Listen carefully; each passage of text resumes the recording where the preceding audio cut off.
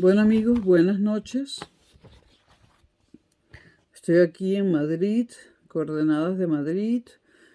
En la ciudad de Madrid son las 23:23, las 11:23 p.m. del martes 18 de enero de 2022. Buenas noches Madrid y buenas noches Europa.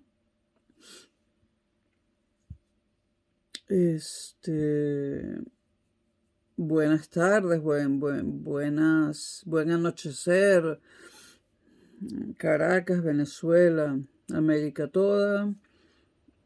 Hola, mundo entero.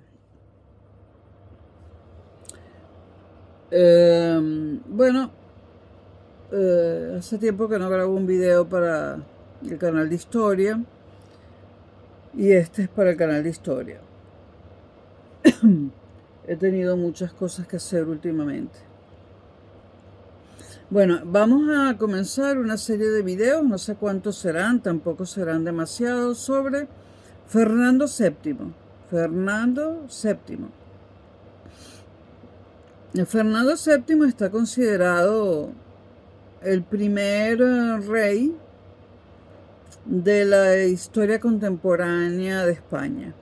Es decir, el primer rey de la historia contemporánea, hijo del último rey de la historia moderna de España, ¿no?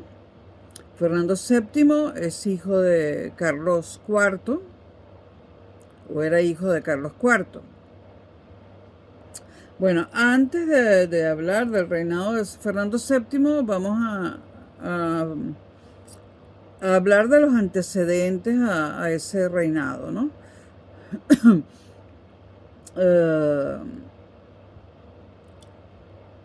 Entonces, el reinado de Fernando VII va desde 1808 hasta 1833, siglo XIX, primera parte del siglo XIX, pero hay algunas interrupciones, ¿no?, en su reinado. Entonces, vamos a retroceder un poco a la Edad Moderna y a la crisis del Antiguo Régimen. ¿Qué llamamos Antiguo Régimen en Europa? ¿O a qué se le llamó Antiguo Régimen en Europa? Bueno, a raíz de la Revolución Francesa, cuya fecha de inicio se ha decidido, porque fue una decisión, ¿no? Podrían haberse tomado otros eventos como fecha o como mes y día y año del comienzo de la Revolución Francesa, ¿no? Bueno, la Revolución Francesa se considera que la Revolución Francesa comienza, porque hay que colocarle fechas a los acontecimientos, ¿no? Entonces, por unanimidad se considera que la Revolución Francesa comienza en 1789, a finales del siglo XVIII, con la toma de la Bastilla. La Bastilla era una prisión militar que para ese entonces, para 1789, ya estaba casi que en desuso, tenía muy pocos presos y apenas tenía un gobernador civil, que no era militar, que había sido diplomático, y unos cuantos guardias y nada más. El pueblo de París creía o toda Francia, el pueblo francés creía que la Bastilla estaba llena de presos, ¿no? Pero en realidad, cuando el pueblo logra entrar a la Bastilla, que ese fue un día, el día de la toma de la Bastilla es uno de los días más sangrientos de la historia de la humanidad, ¿no? Eso creo que hablo de eso en algún otro video. También les recomiendo, para los que tienen History Channel, hay un documental sobre la toma de la Bastilla, paso a paso, se llama algo así como La toma de la Bastilla paso a paso, y es excelente, ¿no? Búsquenlo. En el History Channel, en inglés está, y también está en la versión española del History Channel. Bueno, la Bastilla, el pueblo creía que estaba lleno de presos, pero hacía mucho tiempo ya que eso no se usaba como prisión, digamos, masiva. Lo que tenía eran 12 presos, si no recuerdo mal, un gobernador civil y unos cuantos guardias y nada más. Pero sí que era una fortaleza que se creía inexpugnable, ¿no? La rodeaban dos fosos, había dos puentes levadizos que había que acceder a ellos para poder entrar, ¿no? Bueno, cuando por fin el pueblo francés entra a la Bastilla, descubre que allí lo que hay son 12 presos y en realidad son 12 presos de lujo. Eran los enemigos del rey, de Luis XVI, el último rey de Francia, que murió en la guillotina. Eran los enemigos del rey, pero los enemigos, digamos, de alto nivel. Los enemigos del rey dentro de la nobleza, ¿no? Dentro de la nobleza. Por lo tanto, los tenía allí, digamos, presos, pero con sus sirvientes y todo, con sus sirvientes, sus cocineros, sus modistos, ¿no? Era una cárcel de lujo para los enemigos poderosos de Luis XVI. Bueno, entonces la Revolución Francesa comienza con la toma de la Bastilla en 1789. Y allí comienza el principio del fin del antiguo régimen para Francia, ¿no? Luego la denominación antiguo régimen, la denominación antiguo régimen es una denominación que hacen los mismos franceses. Ellos son los que acuñan el término antiguo régimen, ¿no? ¿Qué era el antiguo régimen? Vamos a tratar de hablar de él en líneas generales. En el antiguo régimen, el régimen de la Edad Moderna Europea, el antiguo régimen se caracterizaba porque había una monarquía absoluta. Es decir, sin parlamento, todas las decisiones las tomaba el rey. El rey era el poder ejecutivo, el poder legislativo y el poder judicial. Entonces, monarquía absoluta.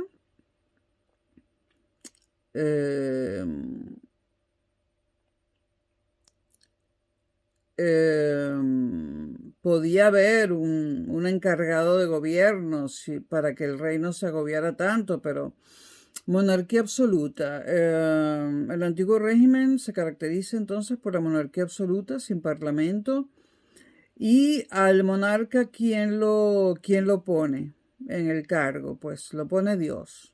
El origen de la monarquía absoluta es un origen divino, entonces. ¿Qué otra característica tenía el antiguo régimen? Pues era una sociedad testamentaria, de estamentos, donde en la cima de todo estaba el rey y por debajo del rey estaba el estamento más privilegiado, que era el de la nobleza y el clero. Nobleza e iglesia constituían el estamento más privilegiado. Debajo de la nobleza y el clero estaba todo el resto. ¿Y el resto qué era? El resto era muy variado. En el resto había burgueses, que no son nobles ni son el clero, burgueses, algunos de ellos muy ricos, porque eran comerciantes o fabricantes o artesanos, ¿no? Había burgueses de todo tipo, con más o menos dinero, unos muy ricos, otros que vivían al día. ¿Qué más había debajo de la nobleza y el clero? Pues había los agricultores, había los artesanos y había todo lo que no era nobleza y clero. Debajo del estamento de la nobleza y del clero estaban tanto los burgueses más ricos como los mendigos y los vagabundos. Es decir, toda esa gente que no tenía privilegios, ¿no? Los privilegios estaban en el estamento de la nobleza y el clero.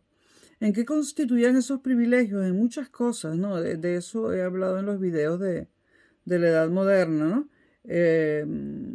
la nobleza y el clero no pagaban impuestos, por ejemplo, en cambio el estamento inferior sí. Y la nobleza y el clero eran juzgados por tribunales diferentes al estamento inferior, ¿no? Eh, bueno, entonces tenemos monarquía absoluta, una sociedad estamentaria. Y en cuanto a la economía, ¿cómo era la economía del antiguo régimen? Era sobre todo una economía agrícola, con una industria muy poco desarrollada, casi inexistente, y un comercio muy limitado. A grandes rasgos, esas son las características del antiguo régimen. El término antiguo régimen, repito, lo acuñan los franceses. Entonces, la crisis del antiguo régimen la situamos, bueno, este vocabulario que acuñan los franceses termina trasladándose a todos los países europeos, ¿no? Quizás a Inglaterra no tanto, porque Inglaterra, Gran Bretaña siempre, dada su condición insular, entre otras cosas, siempre ha tenido algunas diferencias con la Europa continental, ¿no? Pero en el resto de la Europa continental se le llamó antiguo régimen a todo lo de la edad moderna y todo lo que estaba antes de la edad contemporánea, ¿no? Es decir, que Francia exportó ese término y exportó muchas otras cosas, incluyendo la revolución, ¿no? Bueno, entonces pasemos a España, porque este video va de Fernando VII, ¿no? La crisis del antiguo régimen en España, o sea, ¿cómo afecta a España? Digamos que la crisis del antiguo régimen afecta a España entre los años 1808 y 1814, que son los primeros años del gobierno, o del reinado, perdón, de Fernando VII. Pero vámonos a los antecedentes, antes de 1808. Bueno, a finales del siglo XVIII, que es cuando ocurre la Revolución Francesa, e inicios del siglo XIX comienza la crisis del antiguo régimen en Francia, ¿no? Otras características del antiguo régimen que se me habían pasado por alto, que las tengo aquí escritas. Una demografía tipo antigua. Cuando en Europa se habla de demografía tipo antigua, quiere decir que existía una natalidad muy alta, pero también una mortalidad muy alta. Nacían muchos niños, pero morían a los pocos días o meses o semanas de haber nacido y moría mucha gente. ¿Por qué? Bueno, por falta de salud pública, por falta de salubridad, de higiene, por desconocimiento de las enfermedades que atacan a los niños, por desconocimiento de que a los niños hay que hidratarlos. Bueno, entonces la demografía tipo antigua se caracterizaba por una alta natalidad y una alta mortalidad. Por lo tanto, la población crecía muy lentamente, porque nacía mucha gente, pero moría mucha gente. No solo los niños, sino los que iban cumpliendo ciertas edades también, ¿no? Sociedad estamental y monarquía absoluta, como dije, ¿no? Bueno, esto a finales del siglo XVIII y principios del XIX en Francia, ¿no? En 1808, repito, ya lo dije antes, es el inicio de la edad contemporánea en la península ibérica, un poco después que en Francia. ¿En qué se caracteriza? O sea, ¿qué características tiene el inicio de la edad contemporánea en la península ibérica, en España? Estamos hablando de España. Bueno, que allí se da el inicio de la Guerra de Independencia de España con respecto a Francia, ¿no? Porque Francia había ocupado militarmente a España. Napoleón Bonaparte había ocupado militarmente a España. Estoy diciendo que el inicio de la edad contemporánea en España es 1808, ¿no? Ya no estaba la revolución en Francia, estaba ya Napoleón. Entonces es el inicio de la Guerra de Independencia para expulsar a las tropas francesas de España. Otro evento importantísimo en el inicio de la edad contemporánea en la península ibérica es el establecimiento de las Cortes de Cádiz. Es decir, en Cádiz se establecen unas cortes, es decir, un parlamento. Una parte de España decide que va a ser un parlamento, ¿no? Como en Francia, unas cortes, y que va a dejar atrás el antiguo régimen, ¿no? Las famosas Cortes de Cádiz, de donde sale la Constitución de Cádiz, que fue copiada por muchísimos países latinoamericanos, ¿no? En el caso venezolano, la Constitución de Cádiz, la segunda constitución que tuvo Venezuela, la segunda, no la primera, es calcada de la Constitución de Cádiz, ¿no? Pero la Constitución de Cádiz la copiaron prácticamente todos los países latinoamericanos. Entonces, en 1808 tenemos el inicio de la Guerra de Independencia. Simultáneamente están las Cortes en Cádiz, que por supuesto no son legales, porque todavía estamos en el antiguo régimen. Y comienza el reinado de Fernando VII.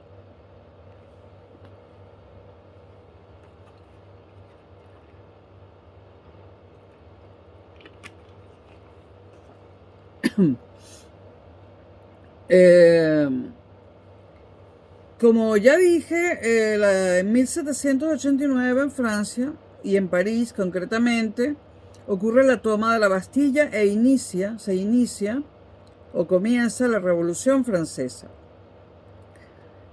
Pocas semanas después, en España, en septiembre de 1789, tiene lugar la coronación de Carlos IV, hijo de Carlos III. La coronación de Carlos IV, prácticamente simultánea al inicio de la Revolución Francesa, no le iba a hacer la vida fácil a Carlos IV como rey, porque en el país de al lado había una revolución que, como todas las revoluciones, quería ser exportada, ¿no? Los franceses pretendían exportarla. Había mucha propaganda revolucionaria que atravesaba los Pirineos de Francia a España, y Carlos IV y antes Carlos III hacían lo posible porque esa publicidad o esa propaganda no llegara al pueblo español.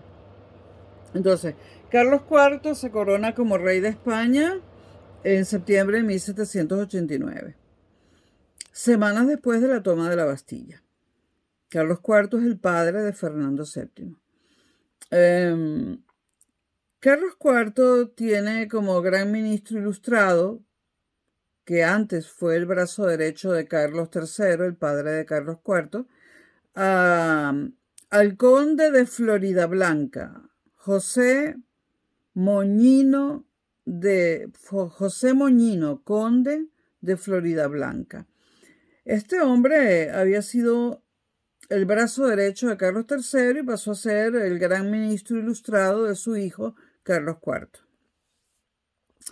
Floridablanca vivió entre los años 1728 y 1808. En 1792, Floridablanca es apartado de su puesto. Ya posteriormente veremos por qué. O sea, en 1792, Floridablanca es apartado de su puesto por Carlos IV. Y Carlos IV coloca un nuevo secretario, y este nuevo secretario es el conde de Aranda. En agosto de 1792 se proclama la República en Francia. Luis XVI, el rey de Francia, era primo lejano de Carlos IV, eran primos. Todas estas monarquías, la alemana, la francesa, la española, la portuguesa y la inglesa, estaban emparentadas por sangre, ¿no? Incluyendo los reinos de lo que es la actual Italia, de lo que es la actual Holanda, Bélgica, Luxemburgo. Realmente eran una sola familia, estaban todos emparentados por sangre. Bueno, En agosto de 1792 se proclama la República en Francia y Luis XVI, último rey de Francia, último monarca absoluto de Francia, es primo lejano de Carlos IV, en ese momento rey de España. En 1792, Carlos IV vuelve a hacer un cambio y sustituye a su secretario Aranda por Godoy. Godoy es un personaje muy famoso del que a lo mejor grabo un video solo sobre él. Bueno, Godoy sustituye a Aranda entonces como secretario de Estado de Carlos IV. En 1793, Carlos IV hace o realiza una intercesión para intentar salvar la vida de Luis XVI, condenado a muerte por la Convención francesa. Carlos IV se dirige a la República Francesa y le pide que le perdone la vida a su primo Luis XVI, cosa que no ocurre puesto que Luis XVI es guillotinado. En 1793, Francia declara la guerra a España. Todavía gobierna Carlos IV. Estos son los antecedentes al reinado de Fernando VII. Carlos IV tuvo muy mala suerte. De hecho, Carlos III, su antecesor, está considerado como uno de los grandes reyes que tuvo España. Hizo grandes cosas por España. A su hijo Carlos IV no le fue tan bien. Le tocó un momento de cambio histórico importante, muy difícil de manejar, ¿no? Bueno, repito, en 1793 Francia declara la guerra a España. En el verano de 1795 se firma la paz con Francia. Las rivalidades entre Gran Bretaña y España continúan, porque en un momento dado Gran Bretaña o Inglaterra, en ese momento los nombres eran casi que sinónimos, aunque no lo son, en ese momento Inglaterra y España habían tratado de hacer un frente común contra Francia, ¿no? Porque al ver a Luis XVI guillotinado, pues ni Inglaterra ni España tenían ganas ni los reyes de Inglaterra ni España tenían ganas de ver su cabeza rodar como la cabeza del monarca francés, ¿no? Entonces, en un momento dado, Inglaterra y España juegan o conversan a ser aliados, ¿no? Pero esta alianza nunca es una alianza firme ni duradera, porque existen rivalidades enormes entre Gran Bretaña y España debido a las colonias que ambos países tienen en América, ¿no?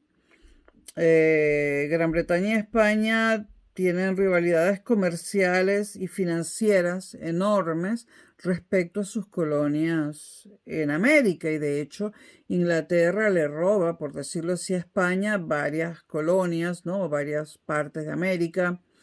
Y bueno, estas rivalidades entre Gran Bretaña y España impiden que Gran Bretaña y España, o que Inglaterra y España, le hagan un frente, o sea, le hagan frente a Francia de forma efectiva. Para colmo, en 1796 España comienza una guerra contra Inglaterra debido a los problemas estos de la pelea por las colonias americanas. En 1798 Carlos IV se ve ahogado porque tiene problemas con Francia, tiene problemas con Inglaterra, tiene dos guerras allí, se aproxima la independencia americana, ¿no? Latinoamericana, y además tiene una guerra con Inglaterra y otra con Francia. Entonces esto le consume todo el dinero, la hacienda española se queda sin dinero. Entonces Carlos IV ordena una desamortización de propiedades eclesiásticas de poca importancia. ¿Qué es la desamortización? Bueno, la iglesia y la nobleza en Europa, en toda Europa, pero sobre todo la iglesia, el clero, era propietario de vastas tierras. El clero era prácticamente en Europa el propietario de todas las tierras. Y la mayoría de esas tierras las tenía sin cultivar y sin utilizar. El término desamortización siempre se refiere a quitarle las tierras, bien sea al clero o a la nobleza, y venderlas a cualquier persona privada que las quiera cultivar. Carlos IV se ve obligado a realizar las primeras desamortizaciones de tierras pertenecientes al clero, de tierras eclesiásticas, propiedades eclesiásticas, y las pone en venta para conseguir dinero para sus guerras, ¿no? Guerra en el frente inglés, guerra en el frente francés y próximamente guerra en Latinoamérica o en la América española. Posteriormente se harán mayores desamortizaciones en España, pero las comienza Carlos IV, ¿no? Y es un paso adelante hacia la contemporaneidad.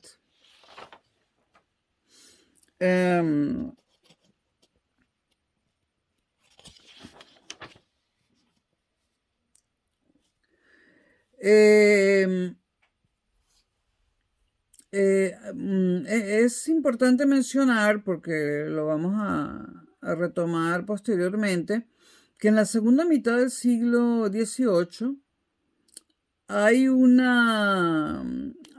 enfrentamiento entre los ultramontanos y los jansenistas. Ultramontanos versus jansenistas. ¿Quiénes eran los ultramontanos? Pues los partidarios de la Compañía de Jesús, de los jesuitas.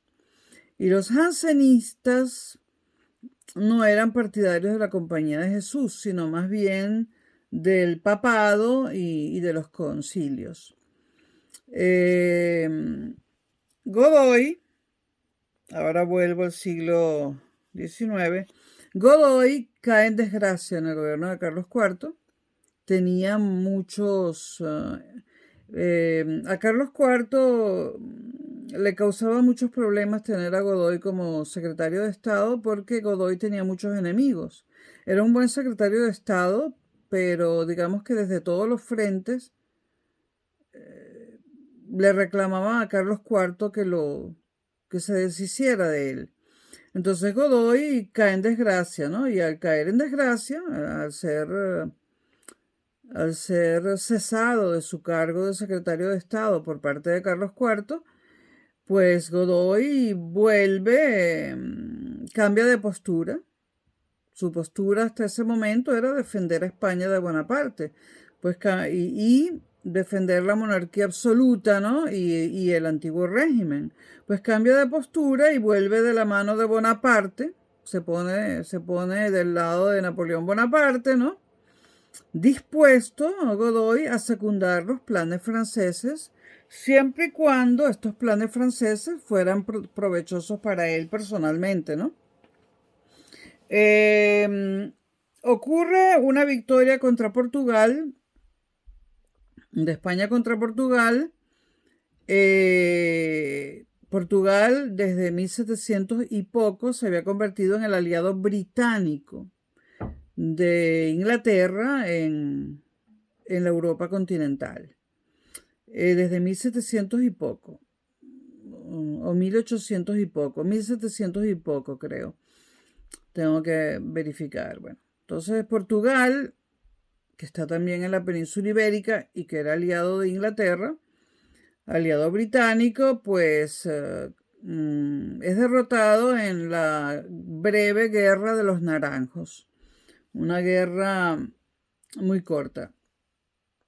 Se llamó de los naranjos porque creo que Godoy le regaló unas flores de naranjo a la esposa de Carlos IV. Algo así, no estoy segura. Bueno, en 1802 se firma la paz de Amiens. Francia e Inglaterra, en este momento histórico, Francia e Inglaterra luchan por la hegemonía mundial. a pesar de que el imperio más grande era el imperio español, ¿no? Pero Francia tenía la revolución, había tenido la revolución y ahora tenía a Napoleón, que estaba construyendo un imperio. Estaba apoderándose de toda Europa y se quería apoderar de Rusia. Y posteriormente, si Napoleón se apoderaba de España, por ejemplo, inmediatamente las colonias españolas en América pasaban a manos de Francia, ¿no? De hecho, Francia hizo un esfuerzo enorme por apoderarse de México. Entonces, Francia, por un lado, luchaba por la hegemonía mundial e Inglaterra lo hacía por otro lado. Eh, eh, a través de sus colonias americanas, a través de sus colonias en la India y a través de sus colonias en África, Australia, ¿no? Y sobre todo porque la armada inglesa era la armada más poderosa de la época, ¿no? La marina, la armada es la marina, ¿no? Bueno, se enciende a veces un calefactor, espero que no estorbe para el ruido, no estorbe el video, ¿no? Ustedes me lo comentan en los comentarios si el ventilador se oye demasiado fuerte y no escuchan mi voz. Bueno, entonces tenemos a Francia e Inglaterra luchando por la hegemonía mundial. Luego hay una nueva colaboración entre Francia y España. O sea, esto era muy complicado y muy variado en ese momento histórico, ¿no? España a veces estaba con Francia, a veces estaba con Inglaterra. Era un desastre, ¿no?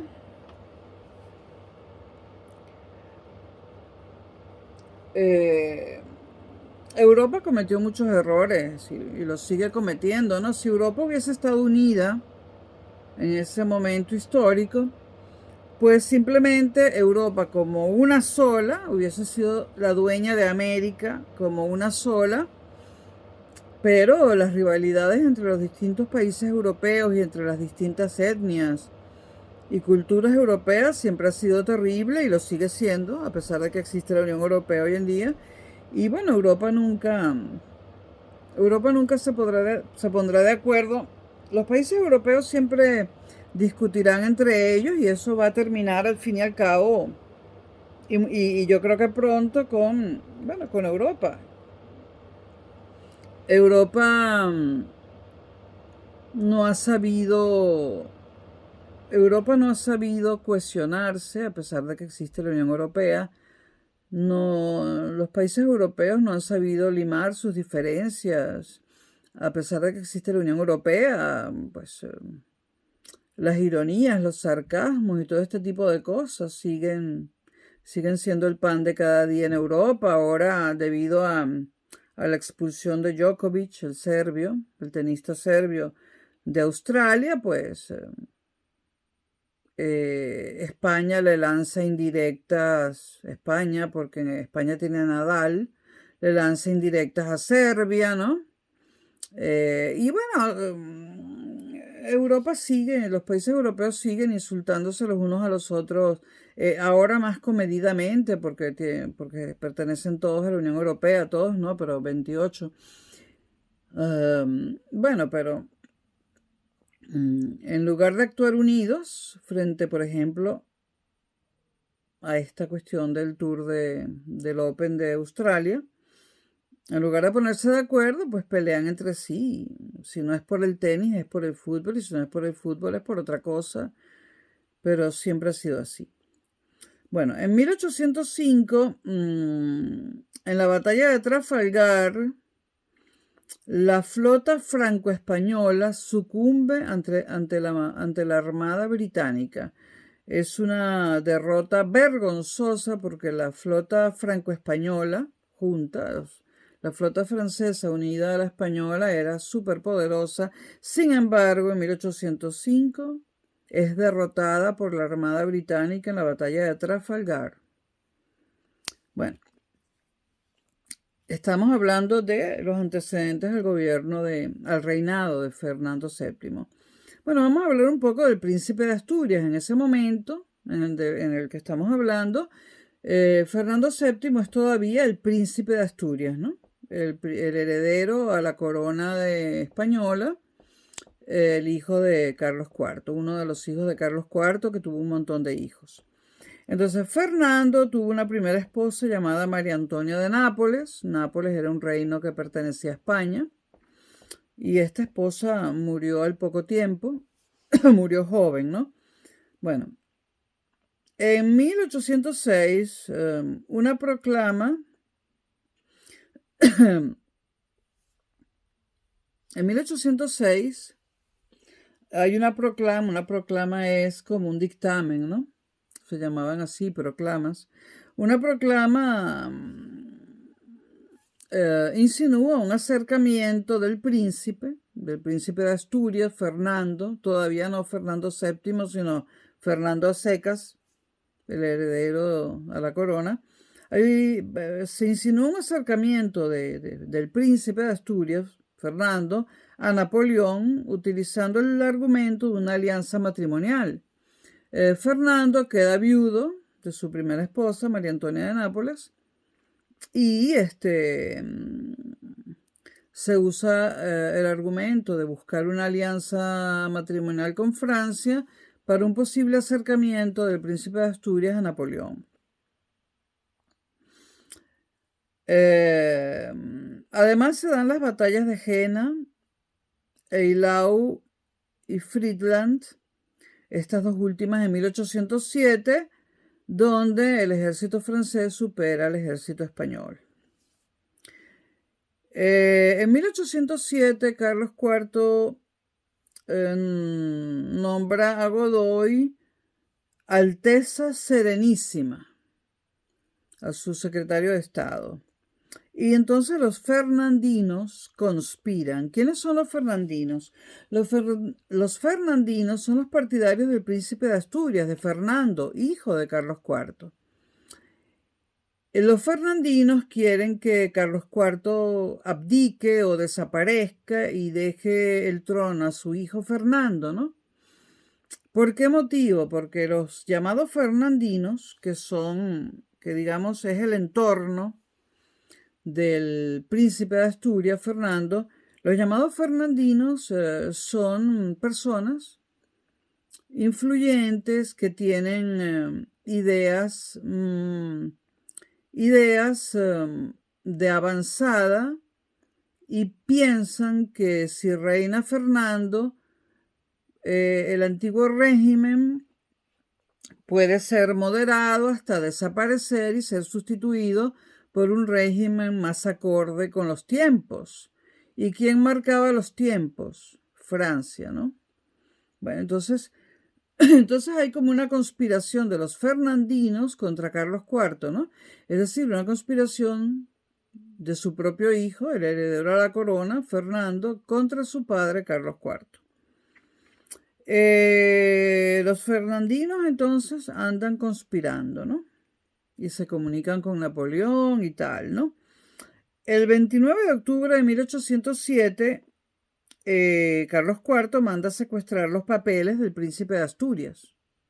O mejor dicho, el entorno de Carlos IV secuestra los papeles y documentos del príncipe de Asturias, Fernando, para ver qué traman, ¿no?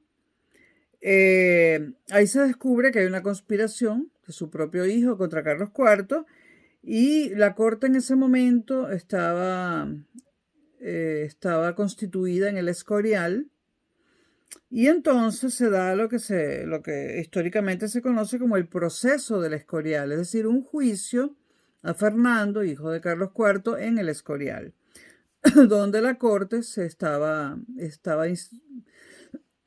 localizada en ese momento. A Fernando lo acusan de conspiración, pero a pesar de que es condenado, el rey, que tiene la última palabra, perdona a su hijo. Napoleón, mientras tanto, había firmado con Godoy. Recuerden que Godoy era la mano derecha de Carlos IV, pero Carlos IV lo despidió. Godoy se molestó y se fue a hablar con Napoleón, se cambió de bando, ¿no? Entonces, mientras tanto, Napoleón había firmado con Godoy El Tratado de Fontainebleau, un tratado famosísimo, el Tratado de Fontainebleau, firmado el 27 de octubre de 1807, que abría la puerta a la penetración de las tropas napoleónicas en España. Cochina traición de Godoy a Carlos IV.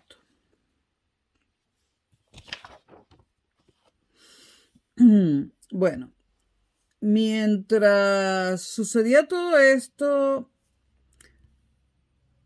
también ocurrió el conocido como el Motín de Aranjuez. Entre el 17 y el 19 de marzo de 1808, un poco después de lo que acabamos de comentar, hay un motín popular orquestado por los enemigos de Godoy en Aranjuez. El 18 de marzo, Carlos IV, mediante un real decreto, decreta la caída de Godoy, debido a haber provocado un motín contra él en la ciudad de Aranjuez. El 19, y esta es una fecha muy importante, el 19 de marzo de 1808, Carlos IV abdica en su hijo, el príncipe de Asturias, Fernando.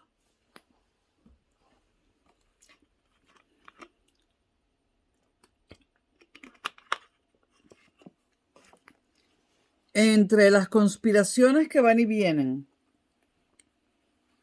entre los problemas con Francia y con Inglaterra y con Portugal, y sobre todo viendo cómo en Francia le habían cortado la cabeza al rey, al primo de Carlos IV se asusta y el 19 de marzo de 1808, una fecha crucial en la historia de España y que marca el principio, el comienzo de la modernidad, de la contemporaneidad en España, Carlos IV abdica en su hijo Fernando, el príncipe de Asturias, uno de sus hijos. Se inicia entonces en 1808, el 19 de marzo, el primer y breve reinado de Fernando VII. Hablemos ahora un poco de la ocupación francesa y las abdicaciones de Bayona. Hay nuevo rey, Fernando VII, y tropas extranjeras en España. 70.000 hombres, 70.000 soldados franceses aproximadamente. ¿Cómo entraron estas tropas? Bueno, Francia, digamos, engaña a España. Bonaparte le dice a España que necesita atravesar su territorio para poner a Portugal en su sitio, es decir, para evitar que Portugal siga conspirando contra España porque es un aliado británico, ¿no? Entonces España le dice que sí a Francia, que puede atravesar su territorio para poner a Portugal en su lugar y evitar que siga conspirando contra España, debido a que es aliado de los ingleses, ¿no? Pero, de hecho, las tropas francesas se dirigen a Portugal y digamos que controlan la situación en Portugal, de modo que Portugal no pueda molestar más a España.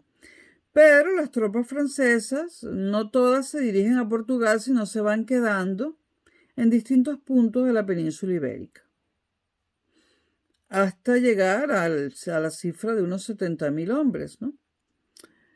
El general Murat, duque de Berg, era el jefe militar que estaba al frente de las tropas francesas en la península. Se le había dado permiso a las tropas para atravesar España, no para quedarse en España, pero estaban en España. El general Murat, repito, era el jefe de las tropas francesas en la península. Murat llega a Madrid el 23 de marzo, un día antes que Fernando VII. Murat consigue de Carlos, Murat presiona a Carlos IV. Esto todo era una época de conspiraciones horrenda, ¿no? Que favoreció mucho la independencia de lo que hoy en día es Latinoamérica, porque España estaba acosada por Francia, acosada por Inglaterra, acosada por Portugal, y tenía más problemas aún en Europa y tenía descuidadas las colonias americanas, porque por más que sea, era un país pequeño y es un país pequeño, la mitad del territorio venezolano, por ejemplo, del territorio venezolano de hoy en día, ¿no? En un país pequeño que tenía demasiado territorio que controlar con pocos hombres repartidos por toda Europa, por toda América. No, no, era imposible mantener el imperio americano, ¿no? El imperio en América. Eh, bueno, entonces Murat, presionando a Carlos IV, consigue de Carlos IV un documento en que éste declaraba nulo su decreto del 19 de marzo abdicando en favor de su hijo. Es decir, Carlos IV se retracta y redacta y firma un documento donde dice que él no abdicó en favor de su hijo. Entonces, hay dos reyes que son y no son reyes de España, ¿no? Cada uno de ellos más débil que el otro y además son padre e hijo, que son Carlos IV y Fernando VII, ¿no? Bueno, definitivamente España no se manejó de forma inteligente ni coherente en este asunto debido a la rivalidad de Fernando con su propio padre Carlos IV, ¿no? El 7 de abril llega a Madrid el general Savary, enviado especial de Napoleón, con la misión de convencer a Fernando de la necesidad de una reunión entre ambos soberanos, ¿no? Entre Carlos y Fernando, que ya no se sabe ni cuál de los dos es el rey, ¿no? Para asegurar el apoyo francés a la causa fernandina. O sea, Savary, militar francés, le dice a Fernando, mira, reúnete con tu padre y con nosotros te vamos a apoyar a ti y a Fernando, pero hace falta una reunión, ¿no? Bueno, y la reunión deciden que va a ser en el norte de España. Entonces el joven rey, Fernando VII, joven rey, pero que su padre acaba de decir que no abdicó en favor de él, aunque sí lo había hecho, ¿no? Este joven rey en ese momento, Fernando VII, inicia un viaje hacia el norte. Lo que Fernando VII no sabe es que va a ir más hacia el norte de lo que piensa, puesto que va a cruzar la frontera con Francia, porque estos eran los planes de Francia, ¿no? Que cruzaran la frontera y tenerlos a ambos en territorio francés, tanto a Carlos IV como a Fernando VII, como a sus dos ministros de Estado, Godoy y el ministro de Estado de Fernando VII, del cual hablaremos en un próximo video. El que va a ser el primer ministro de Estado de Fernando VII había sido siempre su tutor. Era un cardenal y ya hablaremos de él, ¿no? Bueno, el joven Fernando VII inicia su viaje hacia el norte, ¿no? Y deja en Madrid una Junta Suprema de Gobierno, presidida por el infante don Antonio y compuesta por algunos de los antiguos ministros de Fernando. Esta Junta Suprema de Gobierno se queda en Madrid detentando el poder, supuestamente detentando el poder temporalmente, ¿no? Pero España estaba invadida por el ejército francés. Bueno, a finales de abril Napoleón tenía en su poder a casi todos los miembros de la familia real.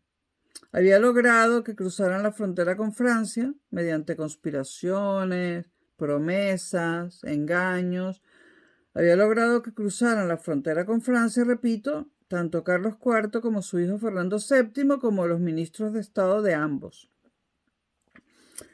Carlos IV, en esa reunión que finalmente se hace en territorio francés y no español, reafirma ante las autoridades francesas la nulidad de su abdicación, dice que no abdicó, y reafirma la nulidad de su abdicación, cediendo sus derechos al emperador, es decir, a Napoleón Bonaparte, a cambio de asilo en Francia y unas rentas.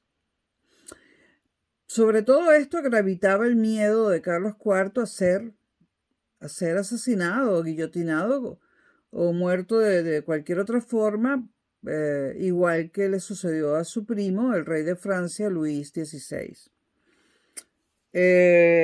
Un día después, el 6 de mayo, y sin saber que su padre se había sometido a Napoleón, Fernando se somete también a la voluntad imperial, es decir, a Napoleón Bonaparte.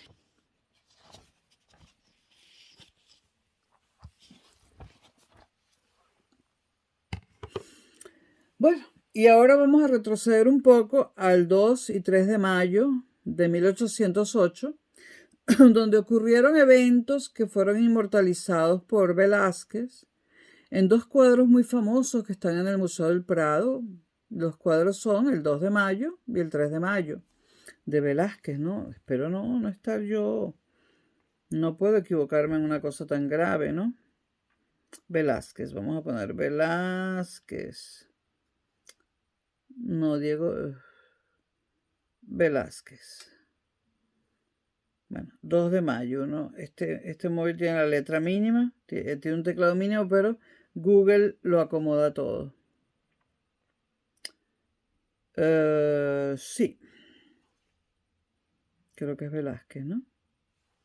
Ah, no, Goya, perdón. Yo sabía que tenía algún lapsus. Este lapsus es imperdonable, ¿no? Hay dos cuadros en el Museo del Prado que hay que ver. Bueno, hay que ver muchas cosas de Goya, ¿no? Y no todas están en el Prado, pero en el Prado hay que ver los cuadros del 2 de mayo de 1808, que fueron cuadros que Goya pintó mientras ocurrían los hechos. Y el 3 de mayo de 1808. Goya inmortalizó esos dos momentos históricos de dos eventos que empezaremos a comentar en este video y seguiremos en otros videos. Goya inmortalizó dos momentos históricos, el 2 de mayo y el 3 de mayo de 1808, dos momentos históricos que sucedieron en la ciudad de Madrid. Si pasan por Madrid y van al Museo del Prado, tienen que ver el cuadro del 2 de mayo y del 3 de mayo de Goya. Y ya fuera de lo que es este periodo histórico, bueno, no, Goya vivió en el mismo periodo histórico, pero ya saliéndome un poco del tema del 2 y el 3 de mayo de 1808, ya que van a ver los cuadros de Goya del 2 y el 3 de mayo, se llaman así, 2 de mayo y 3 de mayo. Pues, por supuesto, vean la maja vestida de Goya y la maja desnuda de Goya, donde retrata a la duquesa de Alba de aquel momento, ¿no? Y bueno, luego pueden ir a ver los caprichos de Goya, que yo creo que están, es que hace tiempo que no voy con esto del coronavirus no voy a museos. Bueno, porque he estado con la cabeza en otra parte, porque los museos siguen funcionando, pero es distinto, hay que reservar, hay que hacer colas, no es como antes, ¿no? Los caprichos de Goya, que es cuando él se libera, digamos, de la corte, ¿no? Y pinta lo que le da la gana por fin, porque estos pintores eran pintores a sueldo, era la única forma que tenían de poder seguir pintando, ¿no? Cuando él se libera, digamos, y ya tiene unas rentas o tiene un dinero ahorrado y se libera de tener que pintar cuadros para el gobierno, por llamarlo así, él pinta sus famosos caprichos, ¿no? Que son unos cuadros muy oscuros que denotan una gran angustia. Algunos críticos de arte dicen que que el de los caprichos es el verdadero Goya, ¿no? y el de la Duquesa de Alba y el 2 y el 3 de mayo simplemente es el Goya, digamos, empleado de los reyes de España, ¿no? Que pinta lo que ellos quieren y que el verdadero Goya es el de los caprichos. Sí hay algunos de los cuadros de los caprichos en el Prado, porque este cuadro muy famoso, no recuerdo el nombre, pero que lo conozco desde que era niña, este cuadro que muestra algo así como una duna, como un médano, como un desierto, y la cabeza de un perro asomando, he olvidado el nombre en este momento. Ese cuadro forma parte de los caprichos de Goya y ese sí está en el Prado, porque, bueno, porque lo he visto miles de veces en el Prado. Miles no, pero de docenas sí. Pero no sé por qué pienso que en el Museo Reina Sofía hay parte de los caprichos de Goya. No sé por qué hoy se me ocurre eso, ¿no? Porque para los que no lo sepan, el Museo Reina Sofía es el equivalente al Museo Contemporáneo de Madrid, ¿no? El Prado es el museo clásico, ¿no? De Madrid y uno de los más importantes del mundo. Y el Museo Reina Sofía es como el Museo Contemporáneo de Madrid, solo que se llama Museo Reina Sofía, pero allí está, en el Museo Reina Sofía está el Guernica. Es más, el Museo Reina Sofía fue construido para albergar el Guernica, que la reina Isabel, la reina Sofía, cuando después de la muerte de Franco y después de la ascensión al trono de Juan Carlos I y Sofía, la reina Sofía se va a Nueva York. Yo creo que el Guernica estaba en el MoMA, ¿no? En el Museo de Arte Moderno de Nueva York. Museum of Modern Art. Creo que el Guernica estaba en el MoMA, custodiado supuestamente por los gringos para que no le pasara nada, ¿no? Y bueno, la reina Sofía, yo recuerdo que, bueno, se veía por televisión, yo recuerdo que fue a Nueva York a exigirle al gobierno norteamericano, bueno, y al MoMA,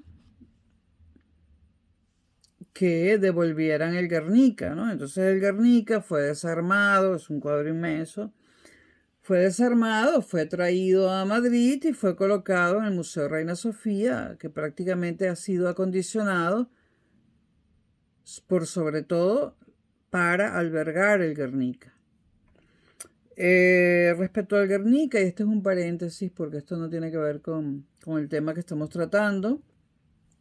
Respecto al Guernica, bueno, en el Reina Sofía también están los bocetos que Picasso hizo del Guernica antes de componer el Guernica. Picasso hizo docenas y docenas de bocetos sobre las distintas partes del Guernica y luego, digamos, que como un rompecabezas lo armó. Bueno, yo cuando vi por primera vez los bocetos del Guernica, que los vi por primera vez, porque a pesar de que llegué a España en 2005, en esta oportunidad, porque de pequeña también venía, en esta última oportunidad, a pesar de que llegué a España en el 2005 y en el 2007 vivía en Madrid, no fue sino hasta el 2009 cuando mi situación de vida me pudo permitir ir tranquilamente al Reina Sofía y ver por fin el Guernica por primera vez. Lo vi en 2009 por primera vez. ¿Qué pasó los primeros 4 años en España conmigo? Bueno, que yo iba de Vigo a Madrid, de Madrid a París, de París a Roma, probando a ver dónde me instalaba, dónde había más trabajo, dónde tenía más amigos. Esos primeros 4 años fueron muy difíciles, ¿no? Para mí. Entonces yo hacía estos viajes para tantear el terreno, ¿no? Es decir, me sitúo en Vigo, que es una ciudad, digamos, menos costosa que cualquier capital europea. Y desde allí, bueno, en 2007 estoy varios meses en Madrid explorando a ver si me quedo en Madrid. Pero el trabajo que había conseguido desde Vigo en Madrid en 2007 lo pierdo, lo cual me hace regresar a Vigo, porque Madrid era muy cara sin ese empleo. Luego, antes o después, Bueno, fue antes, pero eso no importa, son comentarios al margen. Luego tanteo Roma en dos oportunidades distintas, a ver si es posible quedarme allí. Pero bueno, descubro que Roma es una ciudad más cara que Madrid, aunque eso ya lo sabía. Pero descubro algo que, bueno, también descubro que en Roma hay menos empleo que en Madrid. Pero también descubro que Roma es una ciudad peligrosa, ¿no? Donde no es como Madrid, donde tú te montas en el metro a la 1 de la mañana sola y no te pasa nada y caminas por todo Madrid y no te pasa nada. Pues Roma no, Roma es una ciudad peligrosa, con un índice de delincuencia notable y eso echa para atrás mis planes con Roma y además en Roma hay menos empleo, no hay poco empleo. Pero el factor de la delincuencia en Roma, si vas a vivir, o sea, si no vas con un dineral, y tú vas a Roma a vivir usando buses y metro, pues la vida no te va a ser fácil en Roma. Porque Roma, el metro es peligrosísimo. Y los buses también.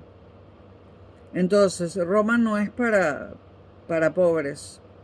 En Madrid sí se puede vivir tranquilamente usando metro, bus, trenes, no te pasa nada, pero Roma no es para pobres, Roma es peligrosa, es jodida y está mal comunicada. Además, porque claro, Roma, todo en Roma son ruinas y debajo del suelo hay más y más ruinas porque la ciudad antigua se ha ido hundiendo en algunas partes. O sea, en algunas partes la ciudad antigua está al mismo nivel que la ciudad nueva. Estoy hablando de Roma. En otras partes la ciudad antigua está debajo. Entonces tú miras por unas barandillas y abajo ves la ciudad antigua.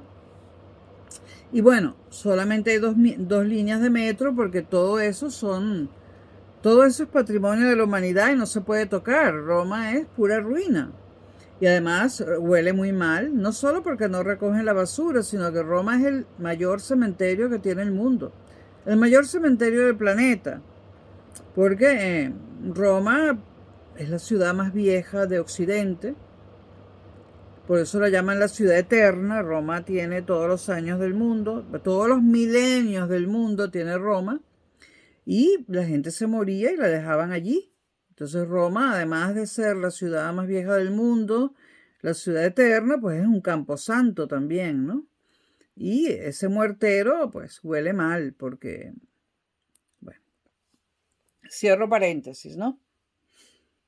Bueno, y en cuanto a París, pues París, por supuesto, es más cara que Roma, no más cara que Londres, pero quizás de la Europa continental la más cara. Bueno, dejando de lado Ginebra y muchas ciudades suizas, pero recuerden que Suiza no pertenece a la Unión Europea. Yo no sé si para vivir en Suiza los europeos necesitamos permiso de residencia o algo así. No lo he preguntado nunca.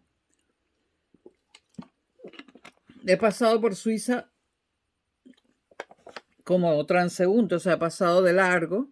Máximo me he quedado un día. He pasado como turista y nunca nunca he tenido pensado vivir en Suiza, ¿no? No porque no me guste, sino no he tenido pensado eso. Y en cuanto a París, ¿por qué la deseché esto? Por si acaso hay gente que se quiere venir a vivir a Europa, venezolanos, ¿no? ¿Por qué deseché a París?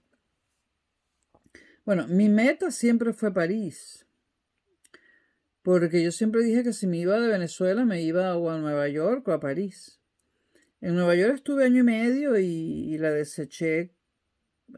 Yo adoro Nueva York, pero no es para mí, no es para una persona depresiva, a pesar de que Nueva York se considera como la única ciudad europea en los Estados Unidos, o se le llama así, o se dice que es la única ciudad europea en los Estados Unidos. Tiene algunas características muy norteamericanas, ¿no? Como el hecho de que en Nueva York un latino no puede confraternizar con los gringos. Tú en Nueva York no te vas a meter a una pizzería de estas que te venden slides de pizza con una Coca-Cola, ¿no? Y hablarle a un norteamericano que esté ahí porque es que no te va a contestar y se va a alejar de ti.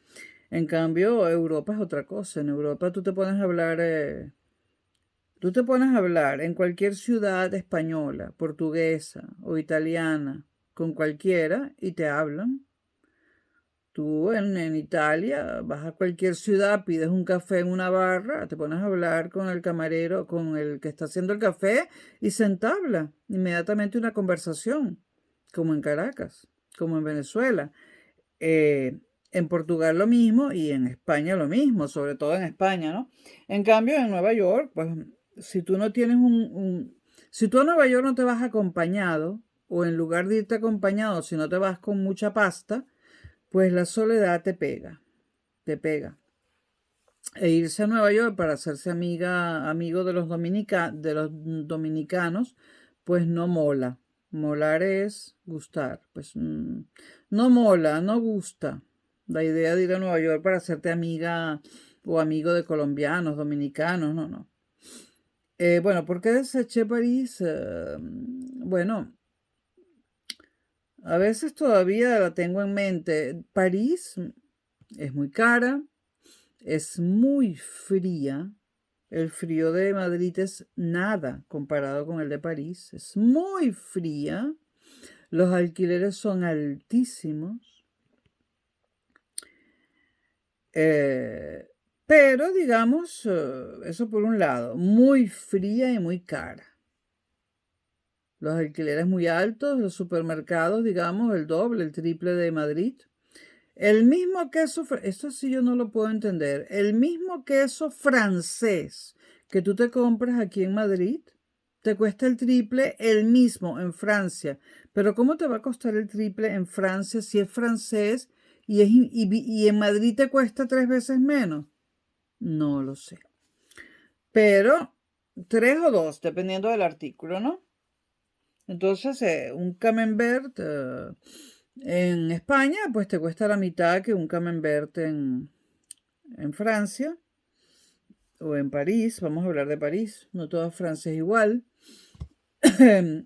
El metro es más caro que el de Madrid, pero no más caro que el de Londres. El metro de Londres es una barbaridad de caro. Y bueno, ya Inglaterra, ya el Reino Unido, perdón, no pertenece a la Unión Europea. El metro de Londres, eso es una barbaridad. Eso cuesta como 7, 8 euros o más, o 12, no sé.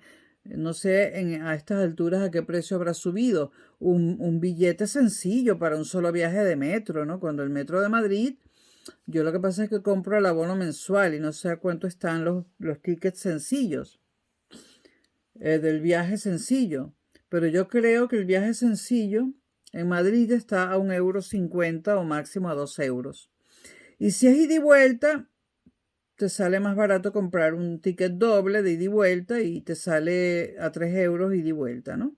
O sea, 1,5 la ida y 1,5 la vuelta. Si los compras separados, te sale 1 € más en total. En Francia, pues, y aquí hay, en el metro de Madrid, hay los bonos mensuales, que tú te compras una tarjeta que te vale 1 €, 2 o 3, ¿no? Que tiene un chip, un chip. eh, y tú llenas una vez al mes esa tarjeta con dinero, ¿no? Entonces Madrid está dividido en círculos afines del metro, ¿no? Entonces, en la zona A prácticamente está todo lo que yo necesito. La zona A engloba prácticamente a toda Madrid capital, ¿no? Lo demás es periferia, pero hay zona A, la zona B1 por supuesto es más amplia y la zona A está dentro de la zona B1, después hay zona B2, zona C1, C2, C3, etcétera, ¿no?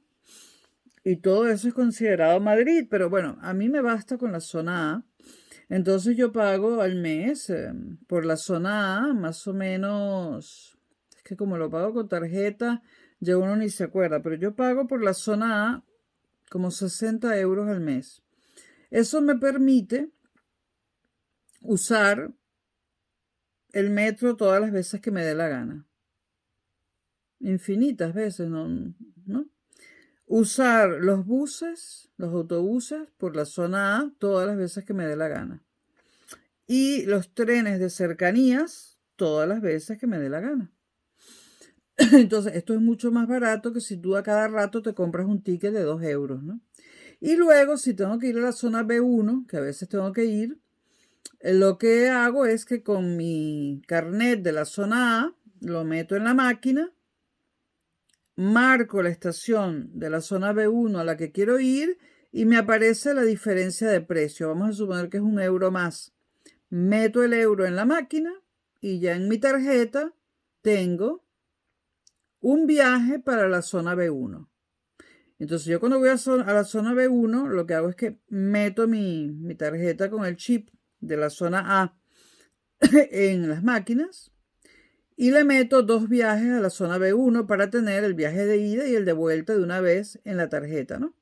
Meto la diferencia que me diga la máquina, generalmente 1 euro más, algo así, 2 euros, y ya tengo mi viaje ida y vuelta a la zona B1 metido en mi carnet de la zona A. Lo mismo cuando utilizo Metro Sur y, y una especie de tranvía que se llama Metro Ligero que está en el norte de Madrid. Bueno, todo esto es un gran paréntesis, ¿no? Ahora, París, ok, la comida más cara, el metro más caro, los trenes de cercanía más caros, los buses más caros.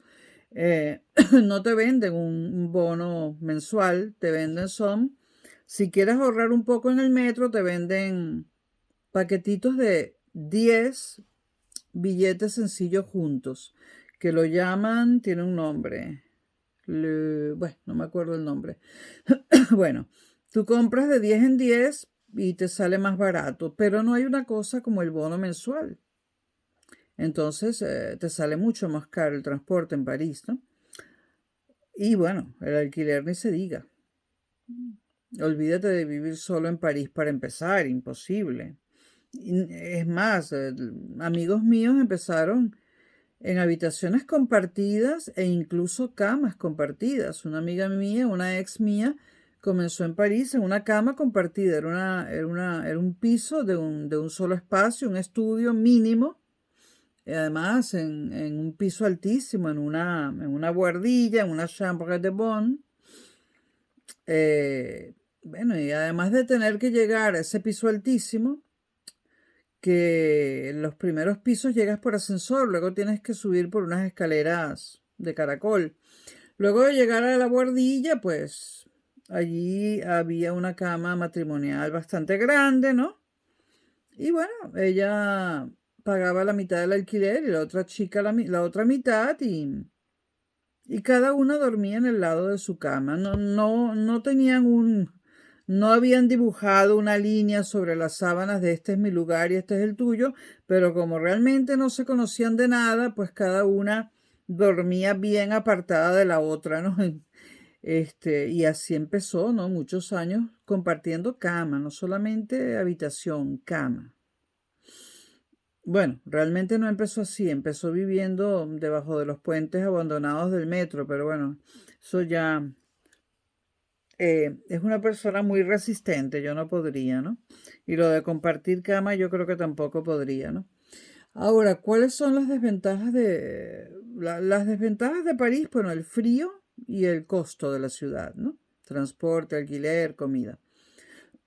Pero a cambio de eso, en París sí que hay trabajo. Como española puedo vivir en París sin pedirle permiso a nadie, estoy en la Unión Europea, ¿no? Y en París sí que hay trabajo y además de haber trabajo, bueno, hay una barrera que es el idioma. Yo lo hablo más o menos, me hago entender perfectamente, pero claro, habría que escribirlo correctamente. Lo leo y lo hablo, pero escribirlo correctamente ya cometo muchos errores y eso dificulta el hecho de tener un trabajo que no sea de camarero o algo así que no tengas que estar escribiendo, ¿no? Pero eso tampoco era el obstáculo, tampoco me pareció un obstáculo, ¿no? Porque de hecho yo estudié francés durante muchos años y tengo un certificado de francés expedido por el Ministerio de Educación de Francia, ¿no? Era cuestión de recordar cómo se escribía el francés y escribirlo bien, ¿no? El gran obstáculo realmente era la soledad, ¿no? O sea, esos primeros años de soledad en París, ¿no? Con una amiga muy errática que un día te ve y desaparece 3 meses. Entonces, los primeros años de soledad y frío en París, viviendo sola mientras conoces gente y tal, esto me pareció un impedimento bastante grande. Y además en invierno la ciudad se nubla, hace muchísimo frío, estás sola, tienes que ir a trabajar. Entonces, como decía Nietzsche, una persona sola no puede cambiar el mundo, dos sí que pueden, ¿no? A París es mejor irse o con un amigo, amiga o en pareja, ¿no? Porque a no ser que se sea muy joven, porque la juventud lo aguanta todo, ¿ah? De todos modos, nunca deseché París del todo, pero en 2012 me fracturé este hombro en el accidente de tránsito que tuve, junto con otros problemas. Me fracturé el hombro, eso fue lo peor, ¿no? Tuve también un problema con la rodilla derecha y eso, pero eso es lo de menos.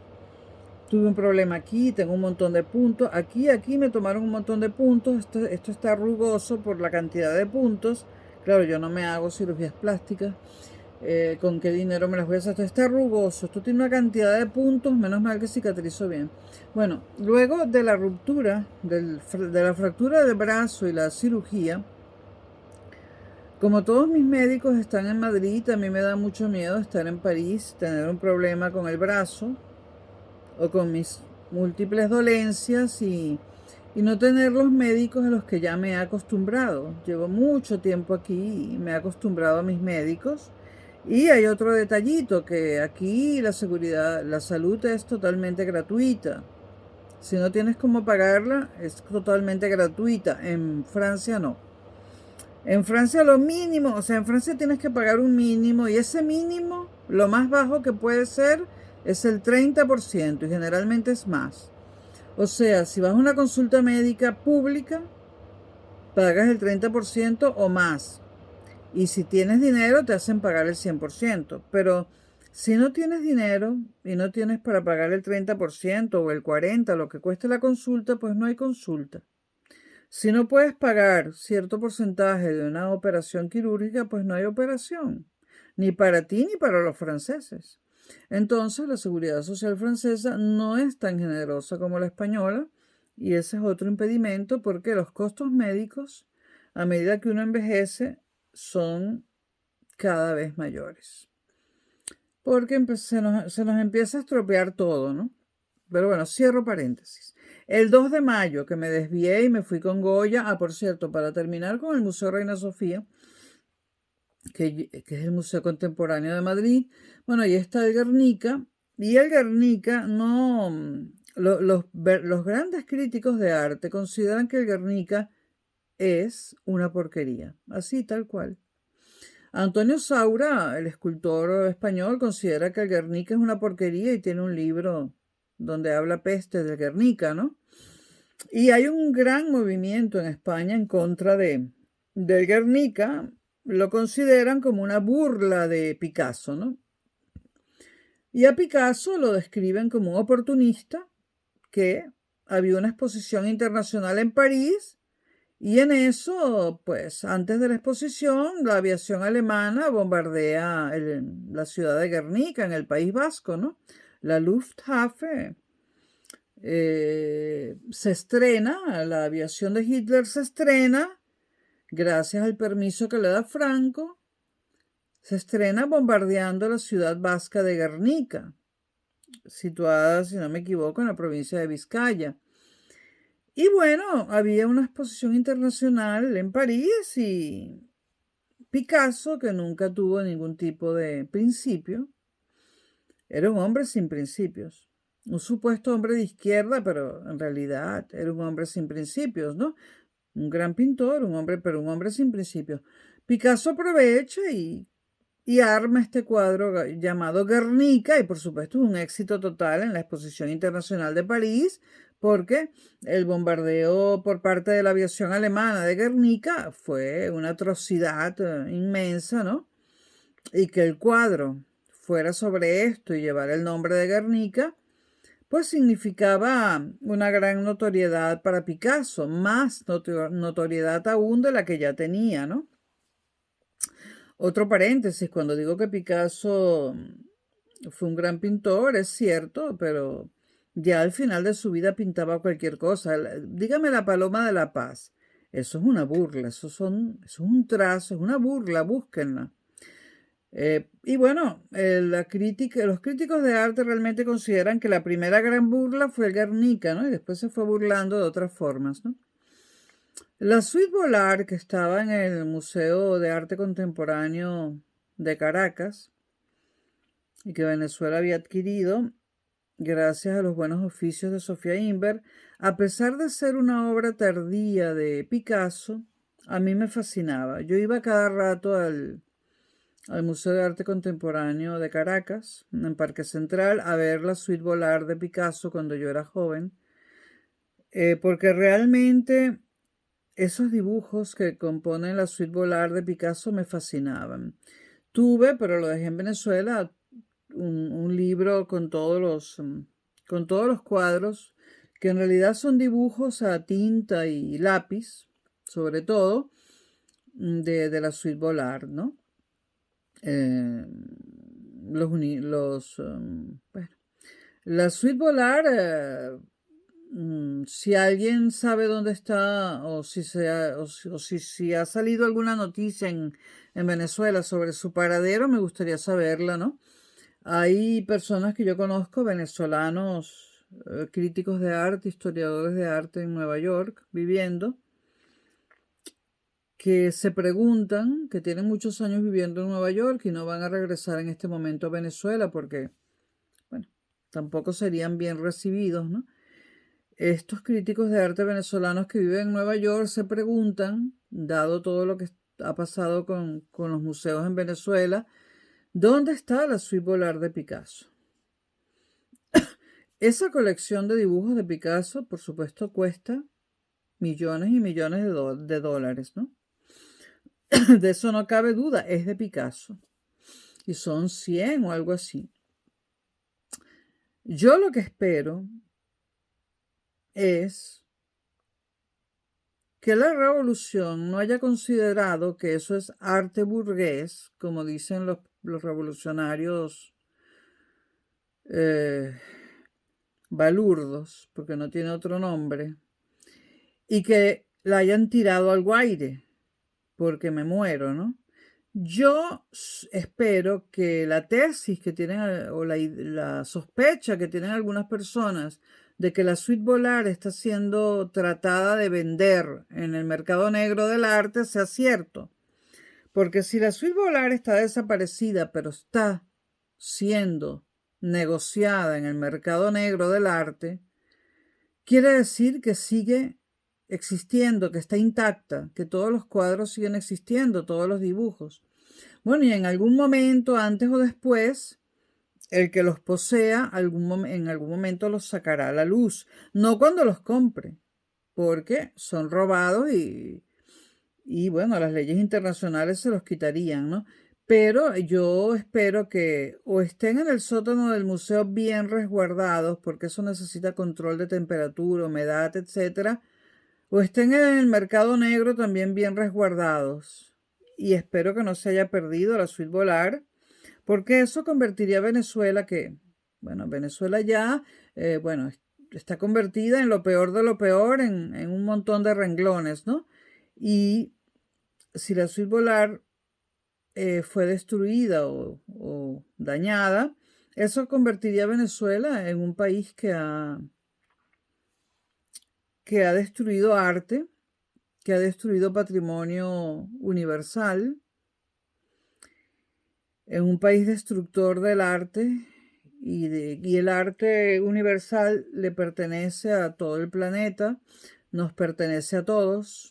La Suite Bolar nos pertenece a todos tenemos derecho de contemplarla y debe ser preservada, es patrimonio de la humanidad. Yo no sé si la UNESCO la ha considerado o no patrimonio de la humanidad, pero es patrimonio de la humanidad. lo diga o no lo diga la UNESCO, son obras importantísimas, ¿no? Y no solamente la Suite Volar. Yo pregunto desde aquí, ¿qué ha pasado con las esculturas de Henry Moore? ¿Qué ha pasado con los cuadros de Braque? El otro, el otro,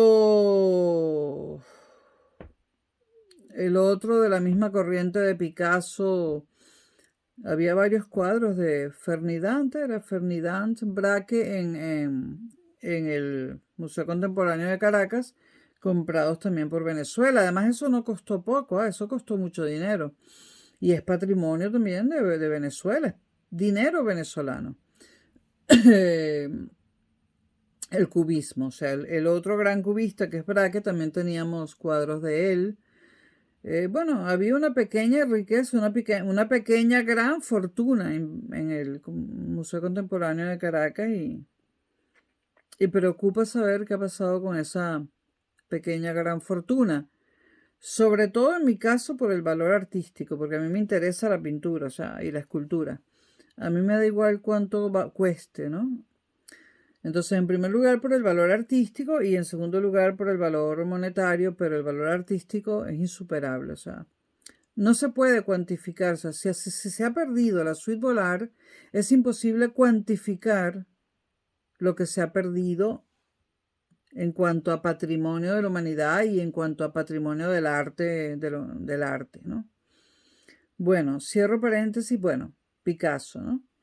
Picasso, bueno, si alguien va a Barcelona, yo le aconsejo que vaya al Museo Picasso de Barcelona. Allí están sus obras de juventud. Entonces allí se puede descubrir que Picasso fue en su juventud un pintor realista. ¿Esto qué quiere decir y por qué es importante? Es importante porque Picasso era capaz de agarrar un lienzo, sentarse en una calle y reproducir exactamente lo que estaba pasando allí, como una fotografía. Lo mismo en un campo o donde fuera. Es decir, Picasso de joven demostró que sabía pintar y dibujar.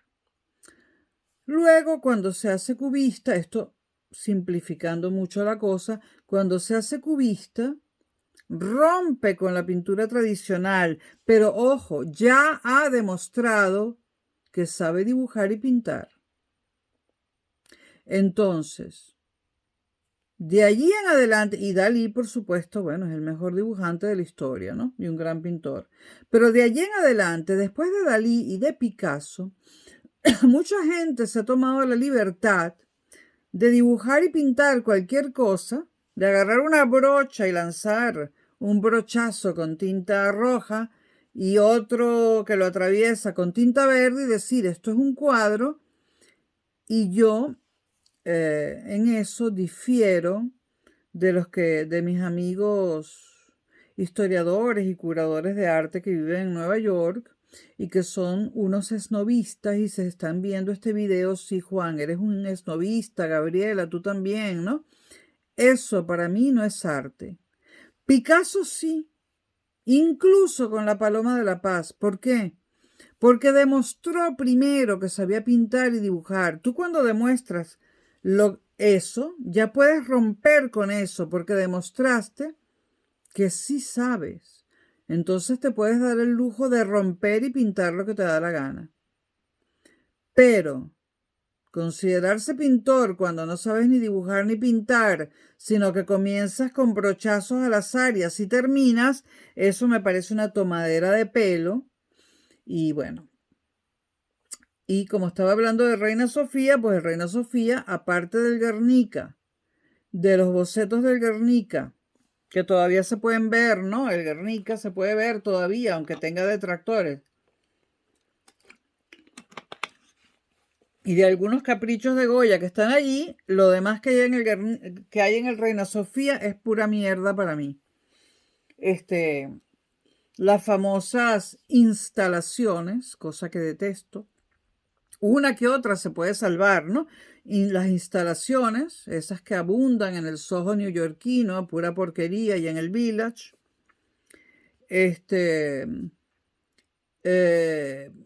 estos fotógrafos que que tú ves las fotos y terminas queriéndote suicidar, que toman unas fotos supuestamente que están revolucionando el arte y bueno, aquello te da más dolor de cabeza que las instalaciones. Bueno, el Guernica, o sea, el Reina Sofía es el Guernica, los bocetos de Picasso del Guernica y algunas cosas de Goya y 2 o 3 cositas más. El resto es esta porquería de arte contemporáneo, ¿no? Tipo instalaciones, ah, fotografías que hacen que te quieras suicidar, ¿no?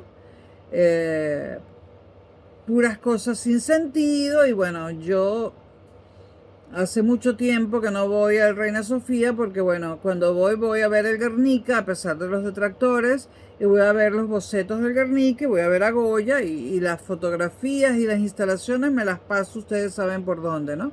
Ah, bueno, en el Reina Sofía hay cosas de Dalí, eso también, por supuesto, vale la pena, lo otro no. Y si me dicen, escoge un solo museo de Madrid, pues me quedo con el Prado, ¿qué les puedo decir? Me quedo con Velázquez, con Murillo, con Goya, con el Greco, con el Bosco. En segundo lugar, pues no sabría decirles, pero el Museo Thyssen no está nada mal tampoco, ¿no? El de la Baronesa, que creo que se lo dio, que creo que se lo traspasó al Estado español, ¿no? El Museo Thyssen, que está casi enfrente del Prado, bueno, un poco, no está mal. Y bueno, otro día les hablo de los museos que pueden ver en Madrid si vienen, porque me he salido del tema de Fernando VII. Volvamos a Fernando VII. El 2 de mayo, el 2 de mayo de 1808, eh, debido a esa fecha fue que mencioné el cuadro de Goya del 2 de mayo y me desvié, pero no importa. El 2 de mayo, Murat, recuerden que Murat es el militar que Napoleón Bonaparte envía a Madrid a negociar, ¿no? El 2 de mayo, Murat, o sea, ¿qué ocurre el 2 de mayo? Empecemos hablando de lo que está haciendo Murat. Murat está en Madrid y está realizando presiones cada vez mayores sobre la Junta, esa Junta Suprema de Gobierno que Fernando VII dejó en Madrid provisionalmente, ¿no? Murat está presionando cada vez más a la Junta y su pretensión y pretende que ésta autorice la salida del infante don Francisco de Paula, 14º hijo de Carlos IV, hacia Francia.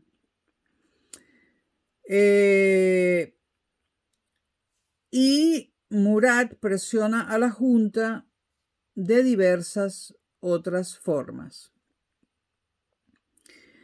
Eso hace que la Junta, que los miembros de la Junta decidan solicitar una reunión urgente y se reúnen con partidarios del antiguo régimen, con todos los sectores que pueden y que están en contra de la ocupación francesa. Se reúnen y se plantean por primera vez la posibilidad de iniciar una guerra para hacer frente a la ocupación francesa.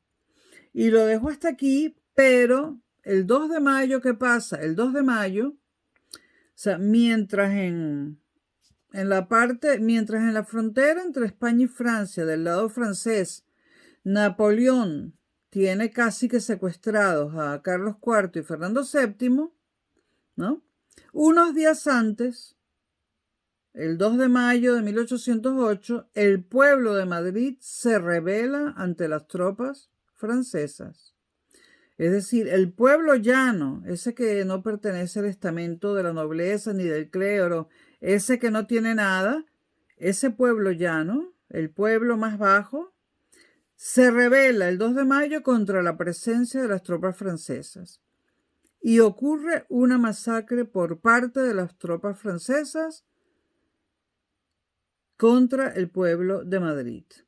Y esto lo contaré en el próximo video sobre Fernando VII, pero esto todavía son los antecedentes al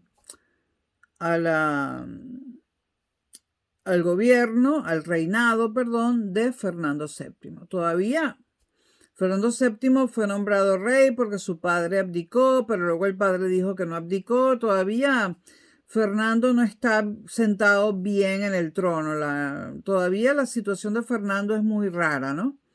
Estos siguen siendo los antecedentes al verdadero reinado de Fernando VII, que adelanto, muchos historiadores españoles consideran como el peor rey que tuvo España. Adelanto también, como todos los latinoamericanos deben saber, fue bajo el reinado de Fernando VII que España perdió sus colonias americanas. Y no solo sus colonias americanas, sino mucho más, ¿no? Pero bueno, esto para el próximo video. Y ahora voy a subir este video sobre Fernando VII y lo voy a llamar Fernando VII Antecedentes 1. Bueno, que estén bien. En Madrid son las 58 minutos pasada la medianoche. Entonces ya estamos a miércoles 19 de enero de 2022. Y bueno, que estén bien y espero que les guste el video. Bye.